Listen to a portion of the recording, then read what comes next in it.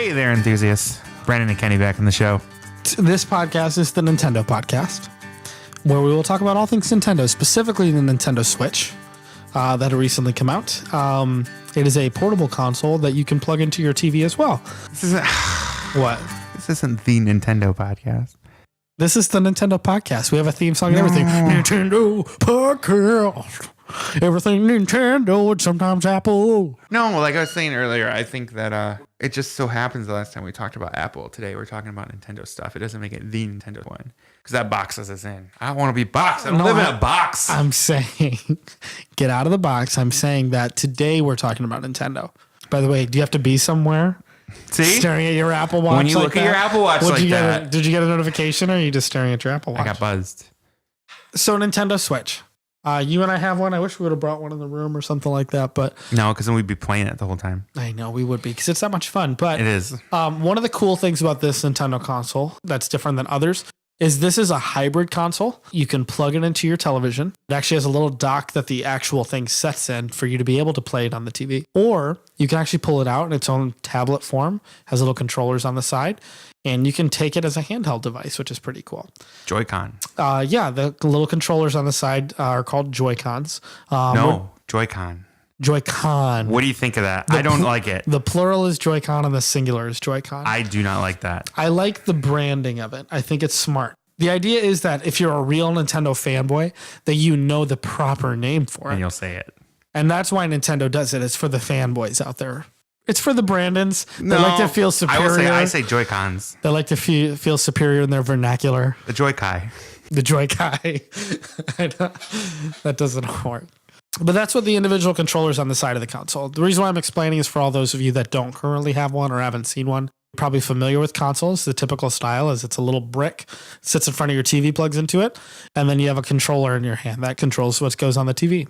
What's great about the Switch is that it's as if you put a tablet into that brick, and then when you don't want to play it on your TV, you just take the tablet out, and then you stick the controller on the tablet, and you're ready to go. Handheld device. Which I will say is the way I think I use it the most. I use it as the portable console more than I do on the actual TV. I was actually going to ask you which way you use it the most. I would say I do the same way, but what's your reasoning behind that? Well, for me, I do it because I don't get a lot of time to just sit in front of the TV. As nice of an experience as it is to like sit there and have, I really like the Pro controller, which is a lot more like a traditional like gaming controller. It looks a lot like a hybrid of the 360 and PlayStation controller, but it reminds me more of the Xbox 360. yeah, definitely anything more else. towards that. Oh, like the split? Yeah, what do they call that? I can't remember. I think it's just asymmetrical. Asymmetrical. Yeah. I do, which I do like because like you use your hands differently depending on what side of the controller you're using. But Yeah. no, for me, I don't get to sit in front of the TV all that much. Sometimes late at night if I have a couple hours to myself. But so most of the time I'm, either taking a break when I'm working. So I'll take like 5-10 minutes and just kind of play a game really quickly. Or if I travel, because I travel for work every once and again, it's great because my Switch fits in all of my backpacks. So it's easy to just toss it in and go and play. And I will say that one of the things I think they did right with the portable mode is that assuming you're not playing an online multiplayer game, you can just hit the power button and it basically just freezes whatever you're doing. You can just tap that power button. And as long as you remember when you turn it back on where you were, you can just pick right back up. Their handhelds have been doing that since I think the Nintendo DS back in 2005 when that came out. And I only remember that just because that was one of those consoles I was super excited about. For some reason, I always got attached to handheld consoles more than normal consoles. Like my brothers, they like the Xboxes, the PlayStations, at that time. And I always liked the handheld Nintendos. So when the DS came out, I got really excited about it. When the 3DS came out, my brother and I, we pre-ordered everything, and we got it day one. When the Switch came out, no different. But I was even more excited because my brothers that are into the consoles, all of a sudden, they're dipping into the handheld market with me. And it's difficult to say what this console is. Is it a handheld or is it an actual console? I particularly believe it is more on the side of a handheld device that you can plug into your TV. It's not as powerful as the PlayStation 4 or the Xbox One, which leads you to believe that it is more on the style of a handheld device. You look at these modern day tablets, to me, it reminds me more of that than an actual console. And it could just be because I agree with you. I use it more in that form factor than actually plugging into the TV as well. But the power level of it and the functionality of it it leans more towards that handheld. I do not see this as a full console. But I think that's my downside because we're seeing a lot of full console games like Skyrim, which came out a couple years ago. We've got Doom, the new Doom, I believe that came out earlier this year. That's coming out for it. That was a full console game. We even have Wolfenstein 2. All these are games by Bethesda, but Wolfenstein 2, which comes out this month of October, is scheduled to release a little bit later on, the full game for the Switch as well.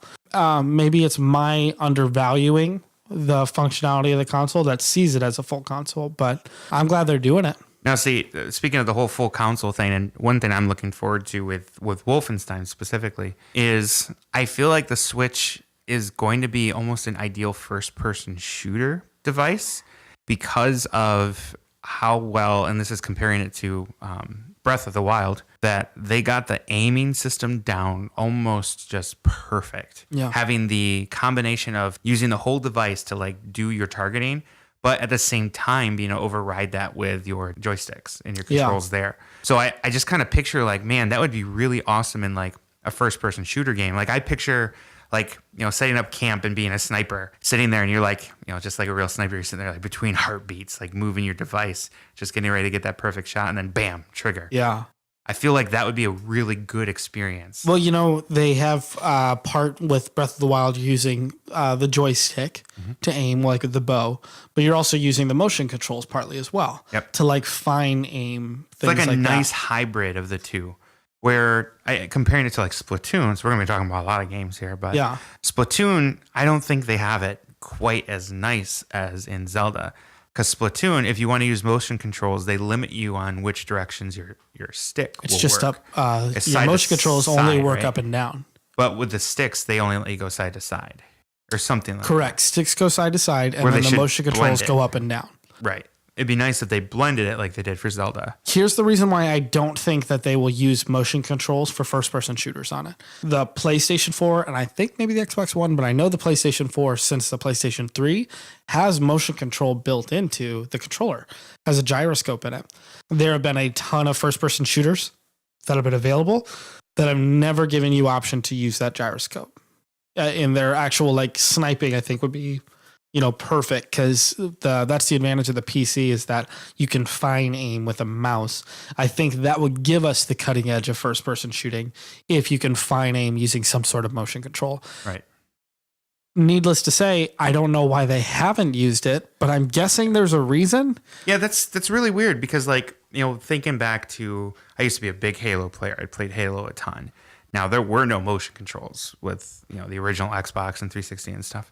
I always found that like when trying to precisely aim with a joystick, joysticks are great for like slam it to the left, slam it to the right, and like let's quickly move places and being kind of tactical in that way. Yeah. I always felt super clumsy anytime I wanted to fine adjust. Because then like if you wanted to get it just right, you'd have to go change your sensitivity. But then it's like, oh, then I feel really slow when I want to change directions rapidly. Yeah. Which is why I really like the aim controls in Zelda at least, because I get both worlds. I can fine tune with my motion control, and then I can just like jam left or right on a stick and like move quickly then with the physical controls. So I don't know why they wouldn't bring that to a first person shooter because it's like an ideal scenario. You get both. And I think it sounds strange because I don't like Call of Duty nowadays. Like I don't like the annual releases, things like that. It's just a cash cow. That's it. There hasn't been a good Call of Duty game in my opinion in a very long time.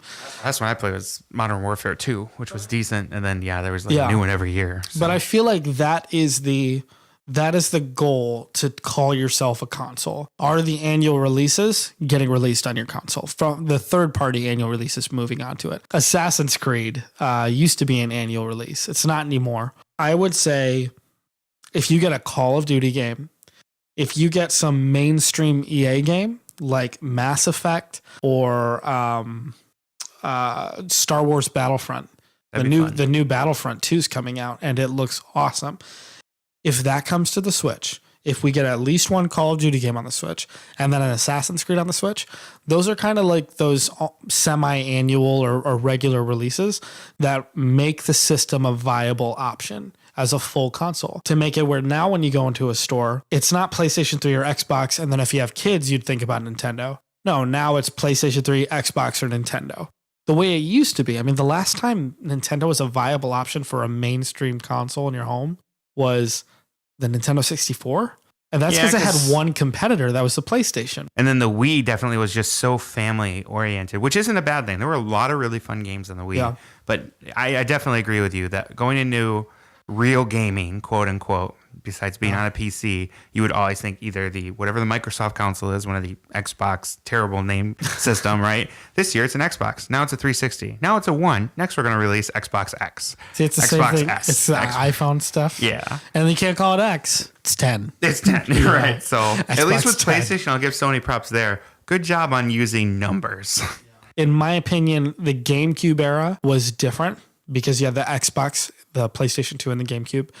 What's interesting about that era is that's when I first really, I mean, I've always played video games with my brothers. That's when I actually owned my own console. I didn't share it with my brothers. Actually, it was a really cool time. My brother Tom had, I believe he had a PlayStation 2. My brother John had an Xbox, and I had a GameCube. And we lived under the same house for like a couple of years. So we literally had like everything. If a new game came out, we just got it for whichever system had it, and it was cool. But one thing I remember from that experience was that was the generation of first party exclusives. For example, Morrowind, that just came out on the Xbox at that time. It did not go on any other console. They don't consider themselves, they're not owned by Microsoft, Bethesda, or anything like that at that time. They were their own company, but they made exclusives. All there were exclusives to Xbox. PlayStation had a lot. Not at first, it didn't go to the Xbox right away, but the Grand Theft Auto series was on PlayStation first. And then years later, it went on, I think with like Vice City or something like that, it finally went on Xbox. That generation was a little different because everything was exclusive. It wasn't until the 360 PlayStation 3 era where they started getting the same games. You were okay picking one of them. You weren't going to miss out on a lot of games. Which is where it's going to get interesting with the Switch, because now that you have like Bethesda on board, right? And we see that these newer releases, Wolfenstein being brand new on all the consoles and then just lagging a few months behind for the Switch. And then Doom, which has already been released and is going to be on the Switch. That one's coming out this month? No, I think it's coming out December. It's before the end of the year. Coming out like next year. Right. So what'll be interesting is like you have these game companies that are essentially saying, okay, we're going to buy in. Obviously, the Switch did not flop like a lot of people thought it might. So let's do something. Let's make some games. So I think that this first solid year with the Switch is going to be a little bit of catch up, right? Getting these third parties on board. Mm-hmm. But I bet by the end of 2018, we'll be seeing simultaneous releases with not just the Xbox and PlayStation, but also with the Switch. And I have to say, good for Nintendo, because the main thing is that where I really fell off with Nintendo was the Wii. Mm-hmm. And I know that that's its highest selling console. At a certain point, I want to see those third-party games. I want to see the Call of Duties and all that good stuff. I want all of that. So to see the Switch, still not as powerful as the current consoles, but getting that support, that well-needed support by a very popular third-party publisher like Bethesda, it's getting me excited. And I like the way IGN put it, is that there's no excuse for any other third-party publisher now. For anyone to say, you know what, we'd love to put it on the Nintendo console just like we wanted 2 years ago, but it's too much work. It's not powerful enough. There's no excuse. We've seen Bethesda do it now where they're bringing a popular game, Skyrim. They're bringing a game that just came out, Doom, and they're bringing a game that's not even out yet. The one that's coming out on the other consoles on Switch as well. I think there's no excuse. I would agree. Even though the Switch was kind of predicted to flop. When it was first introduced, people were like, "Oh, no one's going to want to get this console." Thank the Lord it didn't. I know. I'm glad it didn't. It was one of the only consoles I've ever pre-ordered. I knew it was going to be good. We were both there at Walmart that day. Yep. So we got our pre-order at the same time. I'm glad that it didn't flop. I think that this is like going to be one of Nintendo's saving graces. Yeah. But with that said, even though it's only been out since March, there are a good handful of games, mostly first party. Yeah. What are your thoughts on the current stack of Super games? Mario Odyssey. This month, I'm super excited. My son, Seth, Yeah. saying like Super Mario Odyssey comes out this month. Oh, and Perry's birthday is So he this was month too, I watching a guess. YouTube. He's been watching all the YouTube trailers and some of the E3 coverage and all that stuff. So Did you see that this is the first Mario game that's not rated E for everyone? it's because Mario's nipples are in it. That's not That's the not reason. the reason, but they that's are. not Oh, Weird. that's right. I saw a thing. I think I showed you this. This is the first year ever in like 30 years of Mario and Zelda where we saw Link's nipples in a Breath of the Wild, and we saw Mario's nipples. We in knew Super they Mario had Odyssey. them, but we'd never seen them. Super pink, really nice. I mean, I like how they like seeing Mario with his shirt off. It actually, he looks like if you took the shirt off of a male like Russian nesting doll is the way I picture it. It's got that shape of those Russian Yeah. dolls, like Yeah. the collapsing ones, like the little egg shape. And then there's like no definition. It's just two little pink nipples, and that's it. Like it's the most safest way to show It's a the man with safest the way to shirt show, off. yep. Like even Link had like a little muscle definition, He you did, know. yes. But Mario, no, they didn't give him a gut like that hangs out. They Which should is funny have. because if you think of like the Super Mario World generation, he had a gut on him. Super big little gut. pixel Mario, he had a big old gut. So I remember it he's lost hanging weight. over his pants. Yep. So Like, good on you, Mario, for losing all that weight. I don't think he lost weight though. I think that he's still fat. They just didn't want it to hang out. Maybe he's just sucking it in. They didn't want it to look like because he's a beloved children's character that is technically a grown man.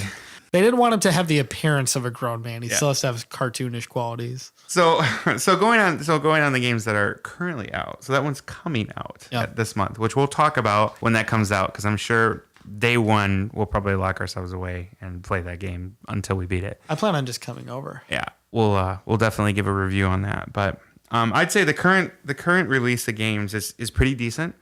Now there's a theory out there that Nintendo basically did a soft release with the Switch, which is why it came out in March instead of doing like the big holiday release. So we won't get too much into that, but the gist of it is that by releasing in March, they've had pretty much the last however many months it's been to get some games out there so that this holiday season you get a Zelda game, you get a Mario game, Mario you have Kart. Splatoon, you have Mario Kart, Even ARMS. I mean, that's a new and first ARMS. person one. Yeah. Yeah. So you get all these games when the holiday season comes around. So I bet you this Christmas we're going to see the number of Switches out there, assuming production can keep up, greatly increasing. Well, I hope that they continue next year because if you remember, I mentioned this. You have Skyrim coming out in November. November, yep. And we're gonna get that. Of course, I'm so willing to go to Tamriel again. I'm excited. And you've never been to I have Tamriel. not been, no. Do you hear that, guys? He's never played an Elder Scrolls I will game. get it. I will play. I told him if he's not going to get it, I'm buying it for him. Yeah, we'll and see. we'll just make it work. No, but it. I told Brandon that essentially it's when you get a Switch early on, it's like signing up for a subscription service. That's $60 a month. But what's great is you get a game every month. A good solid game. A good solid Nintendo Yeah. game. We had, let's name them. We had Breath of the Wild right off the bat. The next Fantastic. month in April, we had Mario Kart 8. Yep. May, we had ARMS. June, we had Splatoon. June was Splatoon, yep. What was July? Something was July. I do remember that. Or was July Splatoon? No. Last month was Rabbids. Yeah, Mario and Rabbids was August, the end of August. Pokken Tournament was this month. There was one for July, but we weren't as excited for it. So there's probably somebody that's listening that's screaming it right Yeah, now. it's like, That's my favorite it's game. my favorite game. You guys are jerks. But yeah, I mean, we basically $60 a month. That's a good way to put it. And you get a new solid game. By the way, I'm joking about a $60 subscription service. The idea is like, I mean, every month you have to pay $60 for a great game. It's a good point, and they are all really good games. Honestly, like for me, not being a gamer by what I would call the normal definition, I'm a casual gamer. Honestly, it's almost a little overwhelming because it's hard to keep up. Like I feel like I'm not playing enough. Your wife's getting mad. Yeah. How much money you're spending. So yeah, $60 a month. So no, it's great because like I can just pretty much play a huge array of games, and I have not been bored in the gaming department.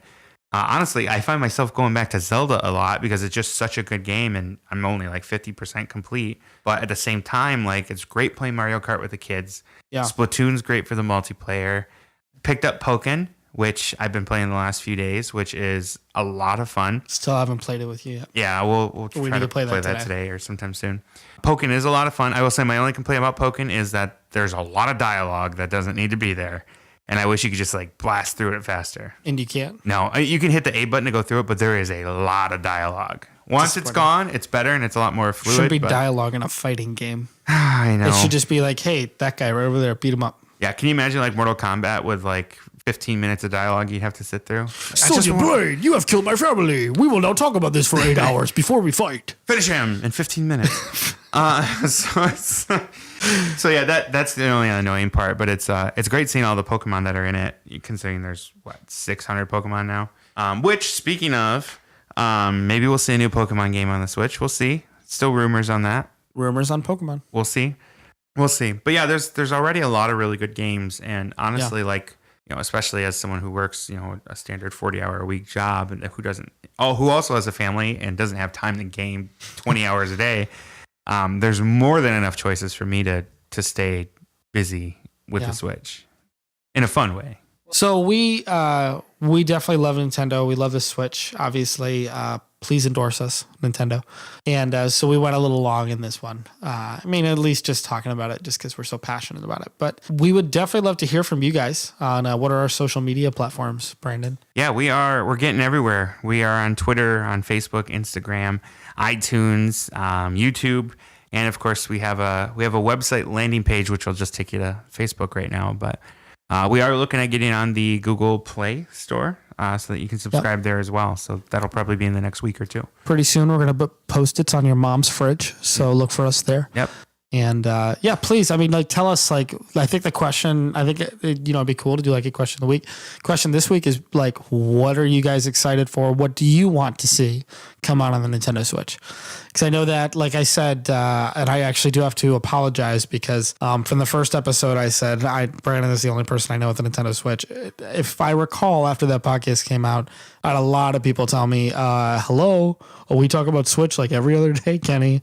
And so I have to apologize to all of you guys. Yes, I know more people to Switch, which just gives you more incentive to join the conversation on most likely Facebook now, I think is our main social media.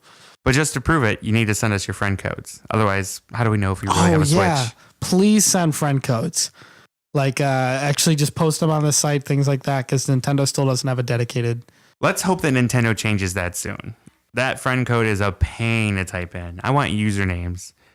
They gave me one for the, what was it? The Mario Run, right? I had a username. You didn't have to type in a friend code. So give me my username, Nintendo. Anyways, yeah. Average enthusiast. Thanks, guys. Okay, this is my partner, actually. That was a podcast you chose to listen to.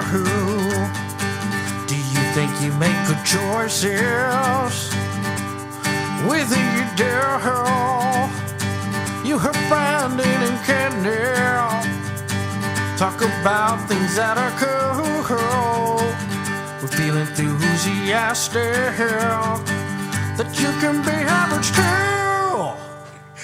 So dumb, Brandon.